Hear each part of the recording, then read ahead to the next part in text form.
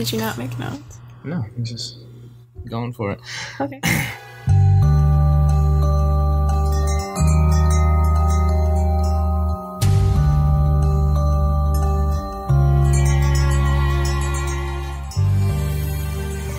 I'm Sky.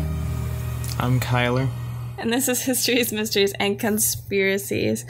This week, Cuyler is filling in for Elizabeth, and he is talking about the, what would you call it? A conspiracy theory? A mystery?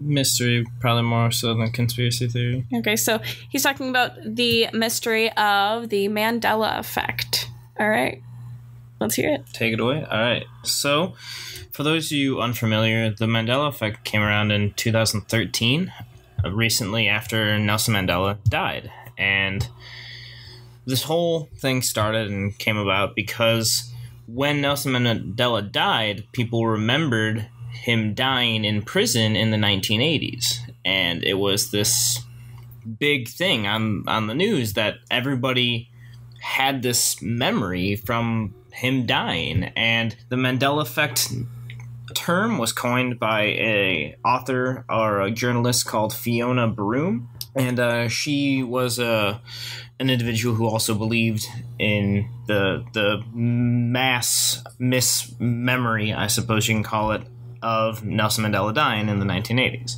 And that kind of brought people's attention to this idea that there are other misrememberings, or however you want to phrase it, that are common, that everyone seems to have. And it's actually interesting that there's already a word for these type of memory errors, and this is on an individual or a collective as a whole group level, and they're called confabulation. So confabulation is basically an established memory that is wrong, sort of thing. And they're not really sure why this happens, but it's an interesting thing, and there's a lot of them that I'm sure you're going to be familiar with. For instance, the famous line in Star Wars, what is it, by Darth Vader? Well, I know it's not. Well, it's usually Luke, I am your father, but I know it's no Luke. No, he doesn't say Luke at all. I thought he says no Luke. No. At some point in time, he probably says no Luke. No, he doesn't. He never says no, Luke. Right, yeah, he doesn't. He never says Luke. He goes, no, I am your father. Oh, so he never says... Okay. He never I knew the Luke. No. He never says Luke at all. Do I get partial credit? I suppose. Another one is Forrest Gump. It's life... What? It's like a box of chocolates. You never know what you're going to get. No, it's life was like a box of chocolates. He never says life is like a box of chocolates throughout the entire film. Well, are Jenny and him still like peas and carrots? Sure. Whatever you want to say. And then there are others, such as the Berenstain Bears, as opposed to the Berenstein Bears, which a lot of people misbelieve or believe. Like Looney Tunes, people spelled it Loony, as opposed, or apologies, Looneytons, but it's actually Tunes, as in Looney Tunes, like it's a song. Like the music? Yeah. Fruit Loops, people spell it with fruit as in Fruit, but it's actually Froot. So there are, well, not really. There's basically only one theory, and then probably what actually happened. But let's get into the fun mystery about this whole thing. So the reason that this is so, I guess, mysterious and why it's such a thing that people like to talk about is because it's on a collective level. There are thousands of people that have these same misrememberings. So there's this idea or this hypothesis that the reason that there are all these people that have the same memory is that they came from an alternate universe. That's the one theory. Yes. That is the one theory to explain this, is that there is an alternate universe that these people came from. Yes, but it's actually interesting that... Wait, is everybody from the same alternate universe? I mean, I guess, yeah, because it's the same. Hear me out. So, instead of there being, like, in multiverse theory, they can go a lot of ways. Some people believe that there is a universe for every decision that anyone has ever made, ever. So, for instance, if I answer yes to a question, there is a universe where I answer no, and my life plays out completely different from that point on. However, in this Mandela Effect idea, this multiverse theory is that every single Mandela Effect is actually a time point in which we shift universes. And at these time points, people crossed over into our reality. So in their reality, Nelson Mandela did die in the 1980s in prison. However, when that shift happened, when he died, they shifted over into our universe, and that's why they have this collective memory of this event happening. So are they hopping universes basically, but not realizing they are? Yes, and the reason that this is allowed to happen, many people believe, is because of the Hadron Collider in Sweden. Interesting. Yeah, I believe it's in Sweden. So with this whole multiverse theory, this is just a lot to wrap your head around. It's almost like you need multiple universes to I'm glad that made you laugh, because I was not expecting that reaction at all. So for each of these separate things, so Mandela Effect, the Mandela one specifically. Okay. And then there's like the Fruit Loops one and the Berenstain Bears ones and all of those ones. So is there an alternate universe for each of those individually? Like, let's say there's a Mandela Effect universe where Nelson Mandela died in 1980s, but then there's another universe where Fruit Loops is spelled with 2 O's, and there's another universe where the Berenstain Bears are the Berenstain Bears, or Berenstain Bears are the Berenstain Bears. Yeah, Berenstain Bears is the common misremembering, but it's Berenstain Bears. Now, how does that affect when there's like a greater population who, I feel like the amount of people who say it's the Berenstain Bears over the Berenstain Bears is a lot higher than the population. I don't know if I'm using population right. Do not correct me. If that population is higher than the amount of people who believe in the Fruit Loops thing. You know what I'm saying? Does that make sense?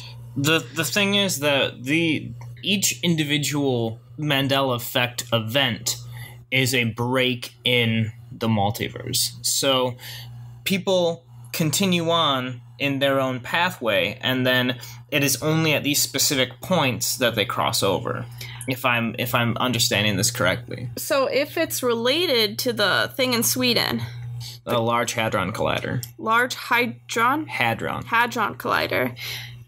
Did the events increase after the Hadron Collider was either built or did its thing?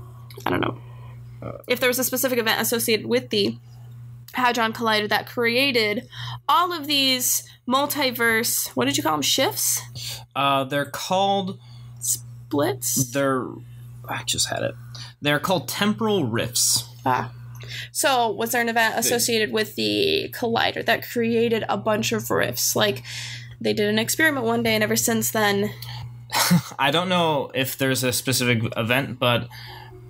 a subset of the Mandela Effect believers, I suppose you can say, is that, or they have this collective idea that the Large Hadron Collider absolutely completely shift September 22nd and September 23rd as days. What? September 23rd, whatever happens on that day, is actually what is historically associated with whatever happens on September 22nd. And September 22nd, whatever happens on that day, is associated with historically, like it goes in the history books. Is this every year?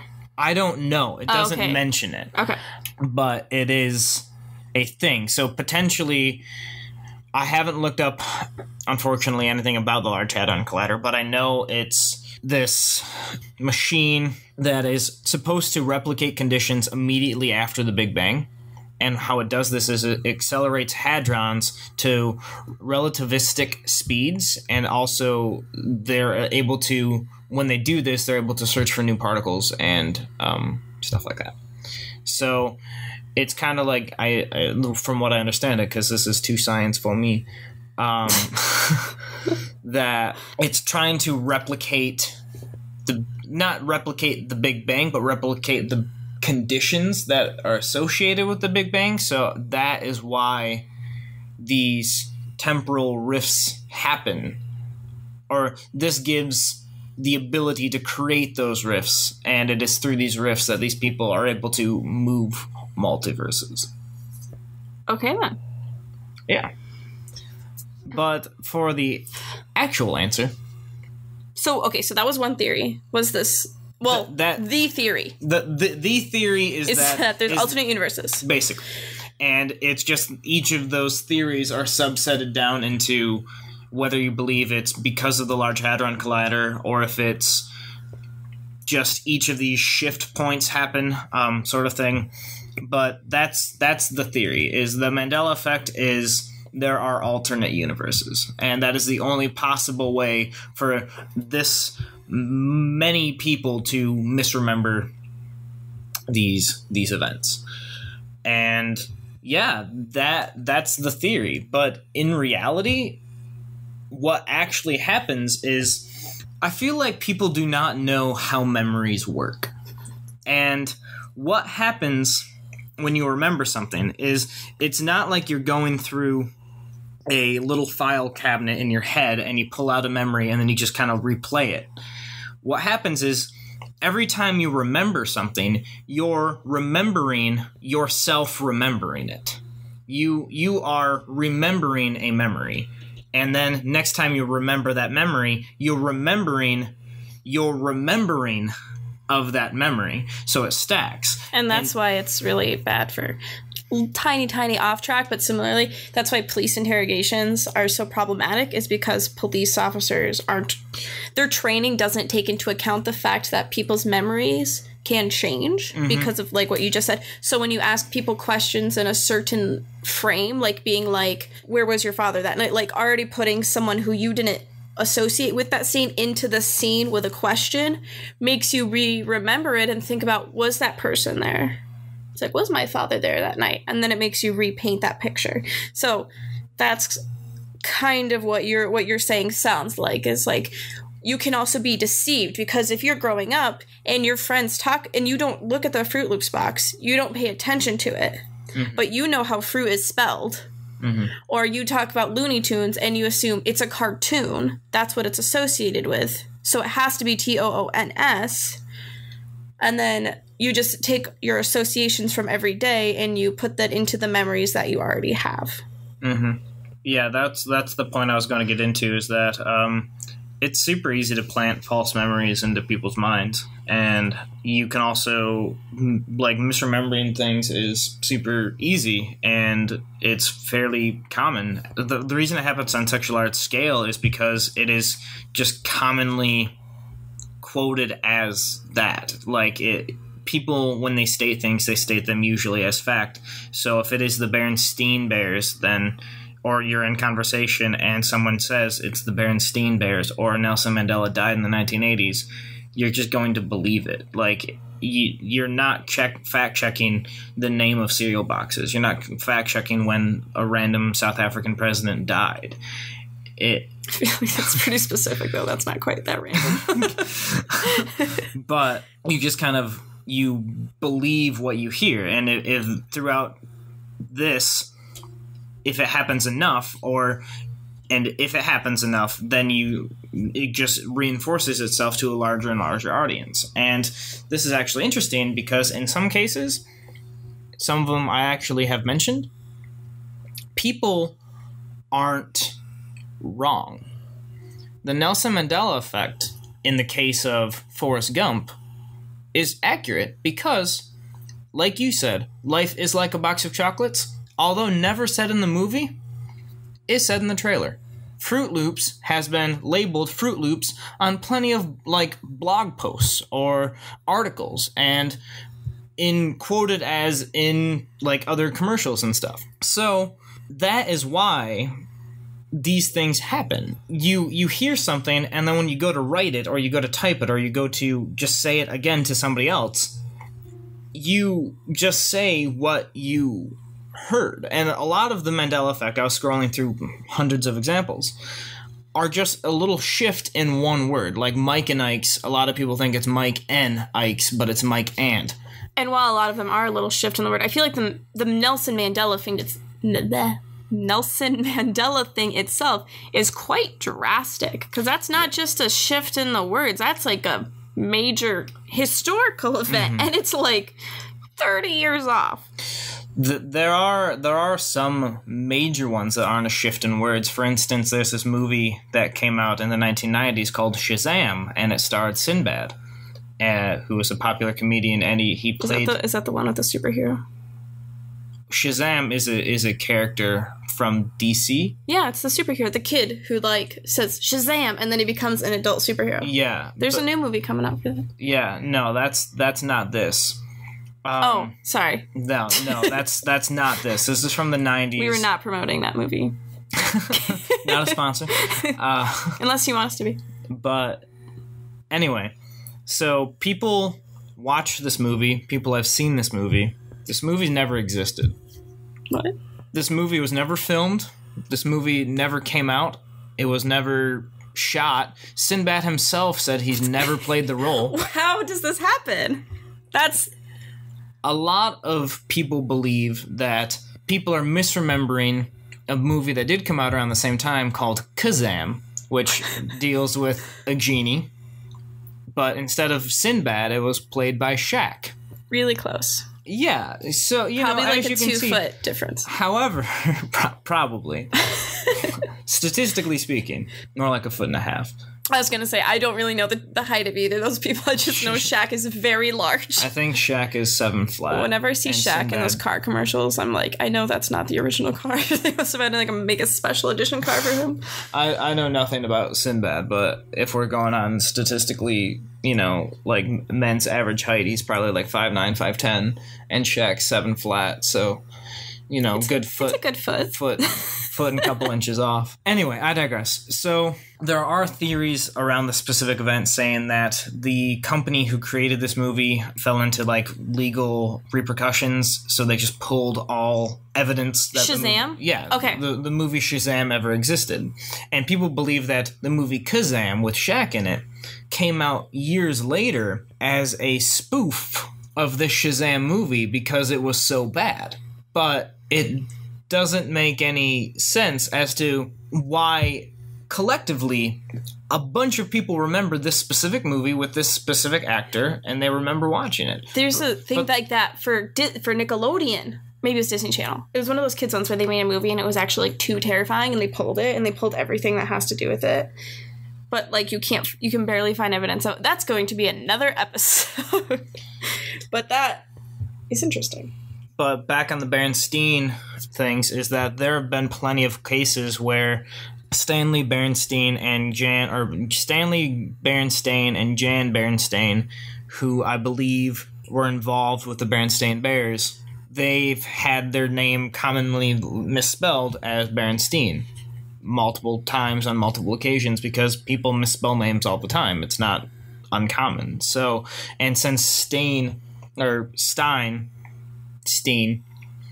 is a much more common last name or a common ending of a word than Stain is, that people just rolled with it and went with it. So the main idea here is, though, that people as a whole are very self-centered.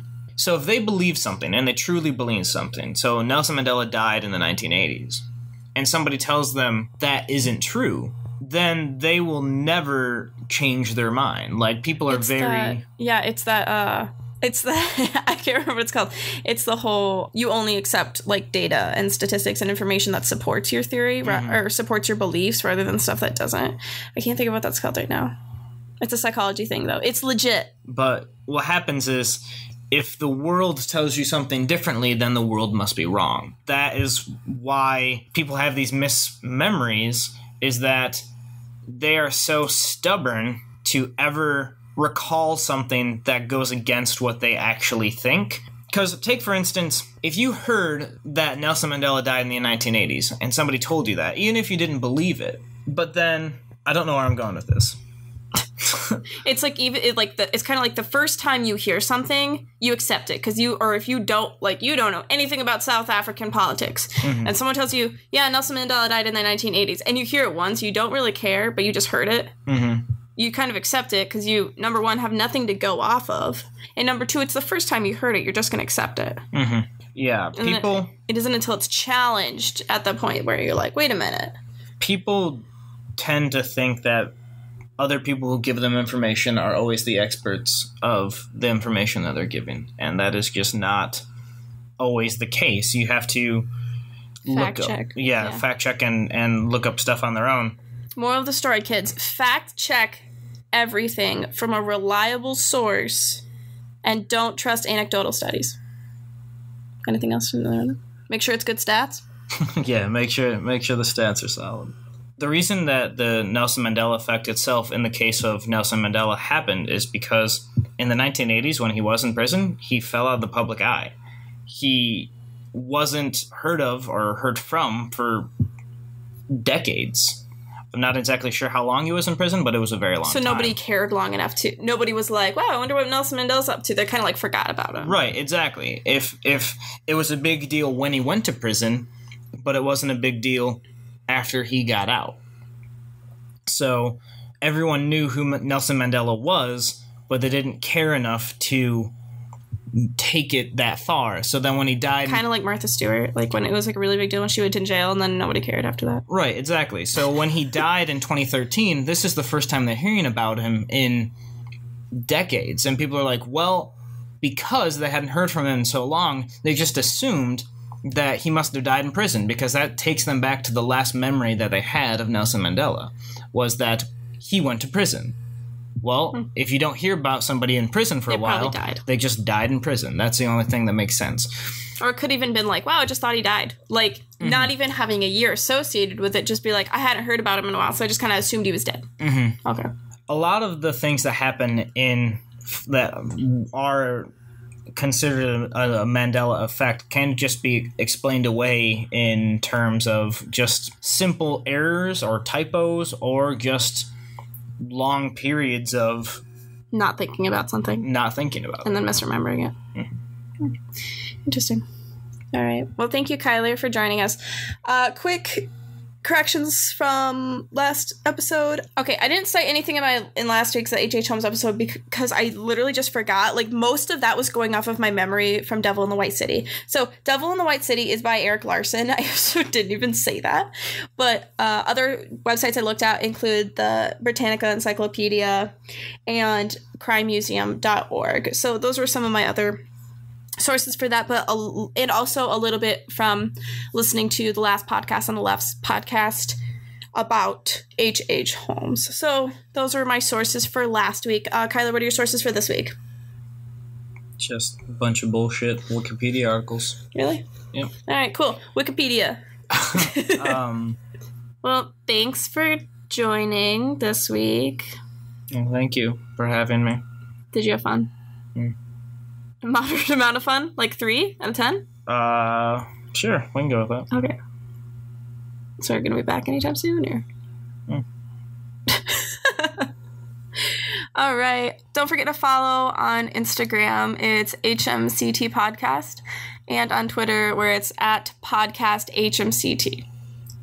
I'm so sorry. It is like that. There are a lot of people on the internet. If you want to email us with any suggestions, corrections, questions, anything like that, it's hmctpodcast@gmail.com. And don't forget to rate us on iTunes, please. And we will see you next time. Be your weird self. Goodbye.